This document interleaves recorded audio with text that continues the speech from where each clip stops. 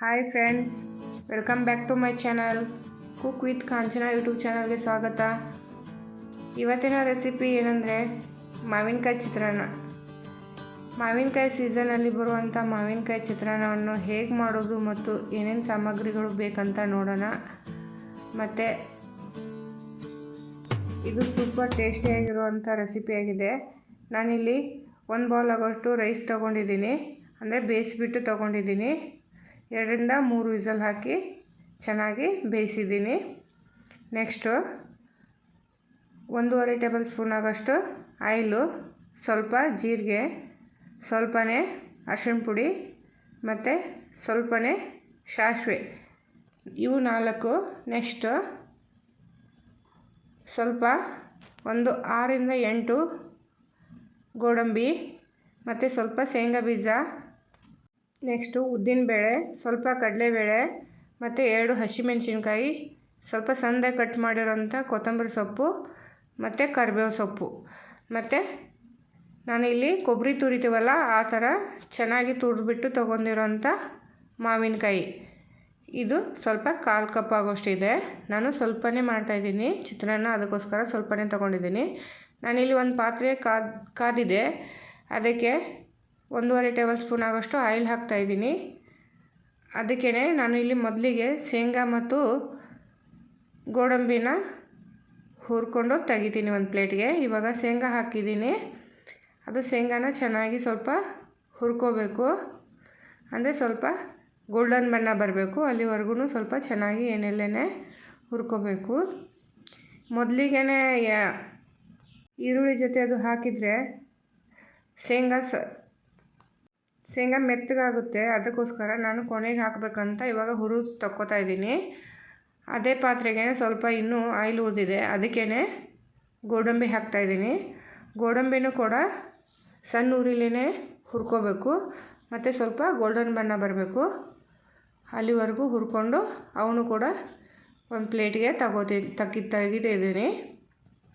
ನೋಡಿ, ಎರಡೂ ಚೆನ್ನಾಗಿ ಗೋಲ್ಡನ್ ಬಣ್ಣ ಬಂದಿದೆ, ಈ ಥರ ಹುರಿದು ತಗೊಂಡಿದ್ದೀನಿ. ನೆಕ್ಸ್ಟು ಅದೇ ಪಾತ್ರೆಗೇ ಆಯಿಲ್ ಉಳಿದಿತ್ತು, ಅದಕ್ಕೇ ನಾನಿಲ್ಲಿ ಸ್ವಲ್ಪ ಸಾಸಿವೆ ಮತ್ತು ಅದಕ್ಕೇ ಸ್ವಲ್ಪ ಜೀರಿಗೆ ಹಾಕ್ತಾಯಿದ್ದೀನಿ. ಜೀರಿಗೆ ಮತ್ತು ಸಾಸಿವೆ ಸ್ವಲ್ಪ ಚಟಪಟ ಅನ್ನಬೇಕು. ಇವಾಗ ನೆಕ್ಸ್ಟು ಉದ್ದಿನಬೇಳೆ ಹಾಕ್ತಾಯಿದ್ದೀನಿ, ಒಂದು ಅರ್ಧ ಟೇಬಲ್ ಸ್ಪೂನ್ ಆಗೋಷ್ಟು. ಒಂದು ಅರ್ಧ ಟೇಬಲ್ ಸ್ಪೂನ್ ಆಗೋಷ್ಟು ಕಡಲೆಬೇಳೆ, ಇವು ಕೂಡ ಚೆನ್ನಾಗಿ ಸ್ವಲ್ಪ ಹುರಿಬೇಕು. ಇವಾಗ ಈರುಳ್ಳಿ ಹಾಕ್ತಾಯಿದ್ದೀನಿ, ಸ್ವಲ್ಪ ಒಂದು ಮೀಡಿಯಮ್ ಸೈಜು. ನೀವೇನಾದರೂ ದೇವರ ನೈವೇದ್ಯಕ್ಕೆ ಮಾಡೋದಾದರೆ ಈರುಳ್ಳಿನ ಹಾಕಬೇಡಿ, ಹಾಗೆ ಮಾಡಿ. ನಾನಿಲ್ಲಿ ಮನೇಲಿ ತಿನ್ನೋಕ್ಕೋಸ್ಕರ ಅಥವಾ ಮಕ್ಕಳಿಗೆ ಟಿಫಿನ್ ಬಾಕ್ಸ್ಗೆ ಆಗುವಂಥ ರೆಸಿಪಿ ತೋರಿಸ್ತಾಯಿದ್ದೀನಿ.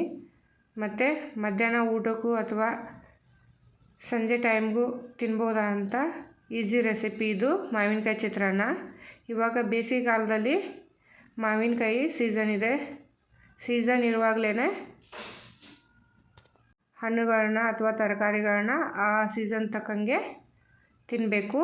ಇವಾಗ ನಾನು ಅದಕ್ಕೇ ಸ್ವಲ್ಪ ಹಸಿಮೆಣಸಿನ್ಕಾಯಿ ಹಾಕಿದ್ದೆ ಮತ್ತು ಕರಿಬೇವು ಸೊಪ್ಪು ಹಾಕಿದ್ದೆ. ಇವಾಗ ಎರಡೂ ಸ್ವಲ್ಪ ಚೆನ್ನಾಗಿ ಹುರಿತಾ ಇದ್ದೀನಿ. ಇವಾಗ ಮಾವಿನಕಾಯಿ ತುರಿದ್ಬಿಟ್ಟು ಹಾಕ್ತಾಯಿದ್ದೀನಿ. ಮಾವಿನಕಾಯಿ ಈ ಥರ ತುರಿದ್ಬಿಟ್ಟು ಹಾಕಿದರೆ ಹುಳಿ ಆಗಲ್ಲ ಚಿತ್ರಾನ್ನ. ಇವಾಗ ಚೆನ್ನಾಗಿ ಹುಳಿ ಅಂಶ ಹೋಗಿರಬೇಕು, ಅಲ್ಲಿವರೆಗೂ ಚೆನ್ನಾಗಿ ಎಣ್ಣೆಲ್ಲೇ ಈ ಥರ ಫ್ರೈ ಮಾಡ್ಕೋಬೇಕು. ನೋಡಿ ಎಷ್ಟು ಚೆನ್ನಾಗಿ ಫ್ರೈ ಆಗ್ತಿದೆ. ನೋಡಿ, ಎಲ್ಲನೂ ಸ್ವಲ್ಪ ಹುರ್ಕೋಬೇಕು. ಸ್ವಲ್ಪ ಈರುಳ್ಳಿನೂ ಚೆನ್ನಾಗಿ ಬೆಂದಿದ್ದಾವೆ. ಇವಾಗ ಅದಕ್ಕೇ ಉಪ್ಪು ಆ್ಯಡ್ ಮಾಡ್ಬೋದು ನೀವು.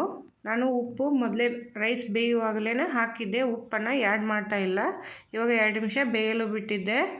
ಇವಾಗ ನೆಕ್ಸ್ಟು ಅದಕ್ಕೇ ಅರಿಶಿಣ ಪುಡಿ ಹಾಕ್ತಾಯಿದ್ದೀನಿ.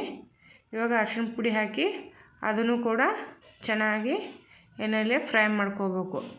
ನೋಡಿ, ಈ ಥರ ಎಲ್ಲನೂ ಎಣ್ಣೆಯಲ್ಲಿ ಚೆನ್ನಾಗಿ ಫ್ರೈ ಆದರೆ ತಿನ್ನೋಕ್ಕೂ ಟೇಸ್ಟಿಯಾಗಿರುತ್ತೆ, ರುಚಿನೂ ಸಖತ್ತಾಗಿ ಬರುತ್ತೆ. ನೋಡಿ, ಅದಕ್ಕೇ ಸ್ವಲ್ಪ ಕೊತ್ತಂಬರಿ ಸೊಪ್ಪು ಹಾಕ್ತಾಯಿದ್ದೀನಿ. ಕೊತ್ತಂಬರಿ ಸೊಪ್ಪು ಹಾಕಿ ಅದನ್ನು ಕೂಡ ಇದ್ರ ಜೊತೆ ಮಿಕ್ಸ್ ಮಾಡಿ ಸ್ವಲ್ಪ ಹುರಿತೀನಿ. ಅದನ್ನು ಕೂಡ ಅದರದ್ದು ಸ್ವಲ್ಪ ಹಸಿ ವಾಸನೆ ಹೋಗಿರಬೇಕು. ಏನಕ್ಕಂದರೆ ಕೊತ್ತಂಬರಿ ಸೊಪ್ಪು ಕಟ್ ಮಾಡುವಾಗ ತೊಳೆದ್ಬಿಟ್ಟು ಕಟ್ ಮಾಡಿರ್ತೀವಲ್ವ, ಅದರದ್ದು ನೀರಿನ ಅಂಶ ಹೋಗಬೇಕು. ಇವಾಗ ನಾನು 1 ಬೌಲ್ ಆಗೋಷ್ಟು ರೈಸನ್ನ ಬೇಯಿಸಿ ತಗೊಂಡಿದ್ದೆ. ಜಾಸ್ತಿ ಮೆತ್ತಗೆ ರೈಸನ್ನ ಬೇಯಿಸ್ಕೋಬೇಡಿ. ಏನಕ್ಕಂದರೆ ಸ್ವಲ್ಪ ಉದುರುದ್ರಾಗಿದ್ರೇ ಚೆನ್ನಾಗಿ ಟೇಸ್ಟಾಗಿ ಬರುತ್ತೆ. ಇಲ್ಲ ಸಾಫ್ಟ್ ಆಗಿದ್ದರೆ ಮಿಜ್ಜೆ ಥರ ಬರುತ್ತೆ, ಟೇಸ್ಟು ಚೆನ್ನಾಗಿರಲ್ಲ. ಅದಕ್ಕೋಸ್ಕರ ನೋಡಿ, ಇದನ್ನು ಎಲ್ಲನೂ ಚೆನ್ನಾಗಿ ಈ ಥರ ಮಿಕ್ಸ್ ಮಾಡಬೇಕು. ಇವಾಗ ಮಿಕ್ಸ್ ಆಗಿದೆ. ಅದಕ್ಕೆ ನಾನು ಗೋಡಂಬಿ ಮತ್ತು ಶೇಂಗಾನ ಹುರ್ಕೊಂಡಿದ್ನಲ್ಲ, ಅದನ್ನು ಈ ಚಿತ್ರಾನ್ನಕ್ಕೆ ಮಿಕ್ಸ್ ಮಾಡ್ತಾಯಿದ್ದೀನಿ. ಹಾಕಿ ಎಲ್ಲನೂ ಕೂಡ ಈ ಥರ ಚೆನ್ನಾಗಿ ಮಿಕ್ಸ್ ಮಾಡಬೇಕು. ಸೂಪರಾಗಿ ಬಂದಿದೆಯಲ್ಲ. ಇವಾಗ ಎಲ್ಲನೂ ತಟ್ಟೆಗೆ ಹಾಕೊಳ್ಳೋಣ ಬನ್ನಿ. ನೋಡಿ ಎಷ್ಟು ಚೆನ್ನಾಗಿ ಬಂದಿದೆ. ಜಾಸ್ತಿ ಏನು ಟೈಮ್ ಇಡಲ್ಲ, ಕಮ್ಮಿ ಟೈಮಲ್ಲೇ ಮಾಡ್ಕೋಬೋದು. ಬೆಳಗ್ಗೆ ಬ್ರೇಕ್ಫಾಸ್ಟ್ಗೆ ಮತ್ತು ಮಧ್ಯಾಹ್ನ ಲಂಚ್ಗೆ ಮತ್ತು ಸಂಜೆ ಟೈಮ್ಗೂ ಕೂಡ ಮಾಡ್ಕೋಬೋದಂಥ ಈಸಿ ರೆಸಿಪಿಯಾಗಿದೆ. ಇವಾಗ ನಾನು ಇದ್ರ ಮೇಲೆ ಸ್ವಲ್ಪ ಕೊತ್ತಂಬರಿ ಸೊಪ್ಪು ಹಾಕ್ತಾಯಿದ್ದೀನಿ, ಚೆನ್ನಾಗಿ ಕಾಣಲಿ ಅಂತ. ಟೇಸ್ಟು ಕೂಡ ಸೂಪರಾಗಿದೆ. ನಾನು ಮೊನ್ನೆ ಅಪ್ಲೋಡ್ ಮಾಡಿರೋಂಥ ಪಾನಿಪುರಿ ರೆಸಿಪಿ ತುಂಬ ಚೆನ್ನಾಗಿ ಓಡಿದೆ. ಇನ್ನೊಂದು ಸರಿ ನೋಡಿ. Thank you so much. All of you.